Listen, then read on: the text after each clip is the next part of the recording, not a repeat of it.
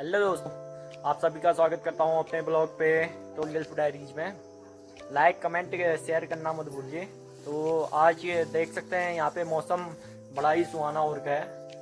काफ़ी दिनों से मौसम ठीक हो रखा है, बारिश रुकी हुई है क्योंकि लगातार यहाँ पे उत्तराखंड में बारिश हो रही थी और लैंडस्लाइड भी हो रही थी। तो देख सकते हैं बादल तो अभी भी लगे हैं थोड़े बहुत, लेकिन मौसम बहुत अच्छा और सुहाना है। बारिश नहीं है अभी, जिस वजह से लोगों ने धूप में कपड़े डालना स्टार्ट कर दिया है और लगातार कपड़े डाल रहे हैं। त्योहारों का सीजन स्टार्ट हो गया है, तो यहाँ पे लगातार उत्तराखंड में त्यौहार मनाए जा रहे हैं। तो जैसा कि आप सभी लोगों को पता होगा, उत्तराखंड में अभी एक त्यौहार मनाया जा रहा है सातवां आठू करके। तो इस पे गंगा दीदी और मैसर माता पार्वती और शिव जी आते हैं, तो उनकी प्रतिमा बनाई जाती है यहाँ पे। और उसमें हेल चित्र, जैसे आप लोगों ने देखा होगा, महाकाली और हिरन और बैल वगैरह बनाए जाते हैं। और साथ ही में पिथौरागढ़ में देखा होगा आपने, लखिया भूत बहुत ही फेमस है, इसी में बनाया जाता है लखिया भूत भी। और आज यहाँ पे लोग सब यहाँ पे गमरा दीदी बना रहे हैं। ये 5 प्रकारों से बनाया जाते हैं। पांच चीज क्या क्या डाल लिखे हैं इसमें?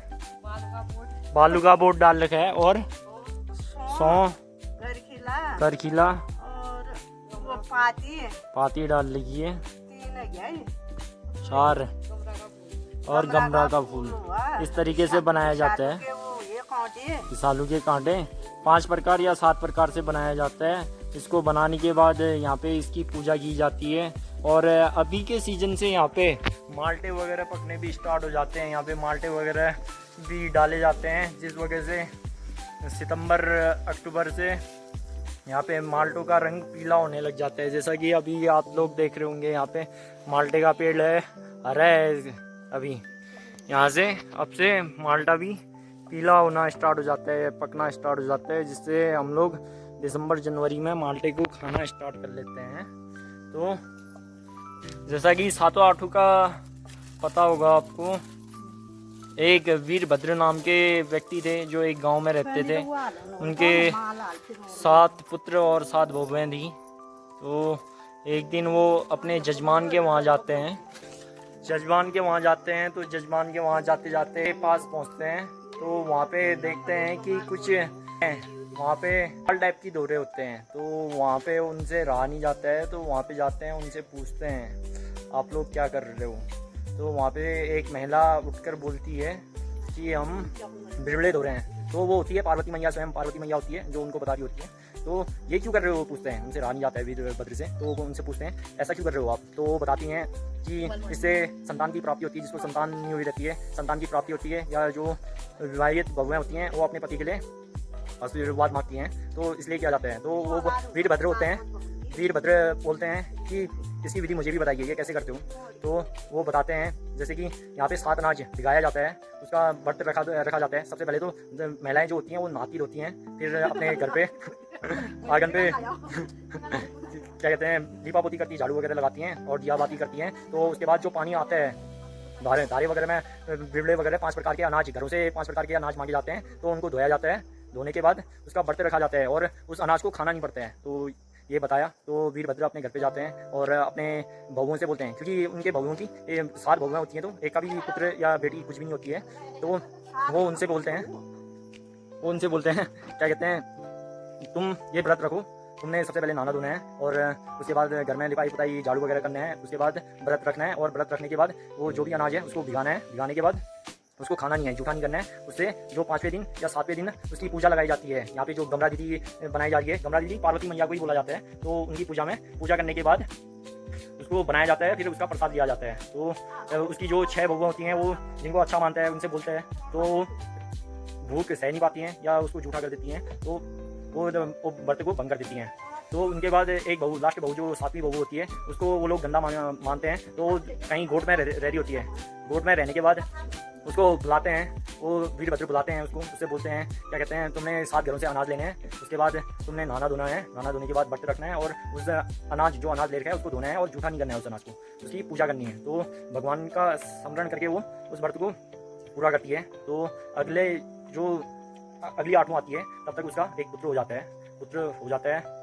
तो उसके बाद वो एक दिन पुत्र होने के बाद वीरभद्र जो है अपनी नाती का पसला दिखाने के लिए जाते हैं। तो जो उसकी 6 बहुएं होती हैं, 6 बहुएं आपस में फुसला के, जो 7वीं बहू होती है उसको बहला फुसला के बोलते हैं, तुम्हारे पापा के यहाँ से कुछ चिट्ठी आई थी, वो बीमार हो गए हैं तो तुम्हें बुला रहे हैं। तो बोलती है मेरा पुत्र तो इतना छोटा है, मैं अभी कैसे जाऊंगी वहाँ। तो बोलते हैं तुम अपने बेटे की चिंता मत करो, हम संभाल लेंगे उसको। तो वो चले जाती है, उनका कहना मान लेती है। तो वो उसकी सारी बचपन में हो जाती है, तो रास्ता भटक जाती है। रास्ता भटकते भटकते वो पहुँच तो जाती है अपने घर पे, लेकिन वो अपने मम्मी पापा को देखती है तो बोलती है मम्मी पापा तो मेरे सही हैं। और उसके मम्मी पापा भी बोलते हैं इसका तो बच्चा छोटा है, ये कैसे आ गई यहाँ। तो उसके बाद वो अपनी माँ से बोलती है आप लोग तो ठीक हो, मेरी जेठानी लोगों ने ऐसा बोल रखा था, मेरे पापा बीमार होते हैं, अब मैं यहाँ आई थी, अब मुझे अपने बेटे की चिंता हो रही है। तो उसकी माँ बोलती है तो तेरा बेटा सुरक्षित होगा, चिंता मत कर।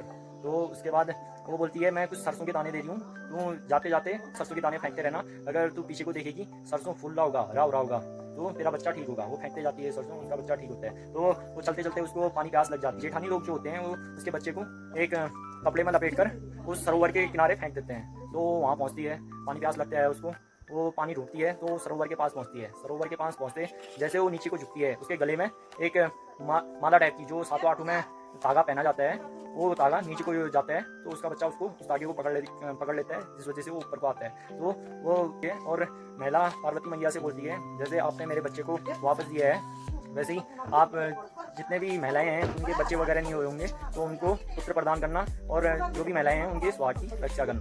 तो ये कहानी है 7वां की। और आज ही से जैसे बिरबल का पानी बोलते हैं नदी में जाता है तो ठंडा भी स्टार्ट हो जाता है। तो ये कहानी है उत्तराखंड की, आज से ठंड भी स्टार्ट हो जाती है यहाँ पे। जो गर्मी के दिन थे वो चले गए, अब ठंड स्टार्ट होगी।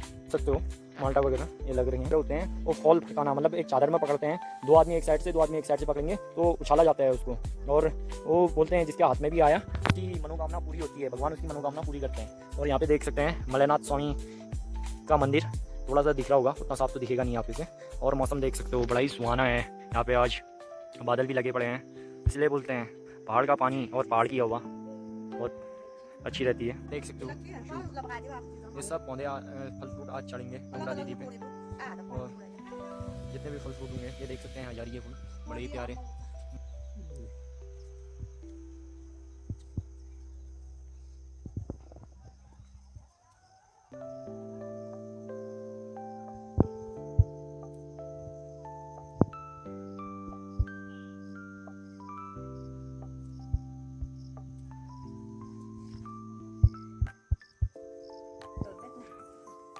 यहाँ पे गमला दीदी इसकी पूजा की जा रही है, केला वगैरह मक्का वगैरह, और जो ये मेन चीज़ है 5 प्रकार के अनाज भिगाए जाते हैं वो चढ़ाए जा रहे हैं। लोग पूजा लगाना स्टार्ट कर दिया है। वो लोग गमला दीदी की एक साथ या अलग अलग करके अपने अपने घर पे गमला दीदी की को बनाते हैं, क्योंकि गमला दीदी तो एक पूरे गांव में बनती है। जैसा हमारा है, एक गांव है, पूरा गांव के अंदर आठू मनाई जाएगी, वहाँ पे खेल वगैरह भी लगाए जाएंगे, और गमला दीदी को लाया जाएगा, मैसर वगैरह को लाया जाता है। उसके बाद जो भी 7वें दिन या 8वें दिन गमला दीदी को मंदिर में पहुँचाया जाता है। तो उस दिन आठू आती, उस दिन नीलचित्र बनाए जाते हैं, और सभी गांव के लोग, आस पड़ोस के गांव के लोग आते हैं वहाँ पे उस चीज़ को देखने के लिए। और वहाँ पे मिठाई वगैरह पकवान वगैरह भी बनाए जाते लोग भी है यहाँ पे, दिया वगैरह बाती वगैरह कर दी है। और